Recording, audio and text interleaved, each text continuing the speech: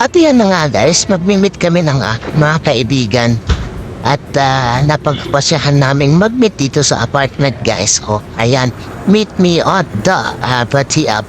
Ayun. So, mag-meet kami dito guys. Maganda kasi dyan guys. So, wag lang dito kasi hindi maganda dito. Ayoko, hindi ko type dyan guys. Medyo ayoko dyan. Kasi, wrong place yan eh. Hindi dyan dapat eh. Dapat makinig dun sa tamang lugar. Diba guys? Kasi, hindi wrong nga yan. Hindi maganda. Baka minsan nasasabihan tayo nito kasi minsan mali-mali yung ginagawa natin. Nasasabihan tayo minsan daya. O kaya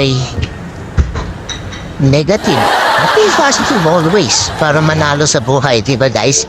Think positive, diba?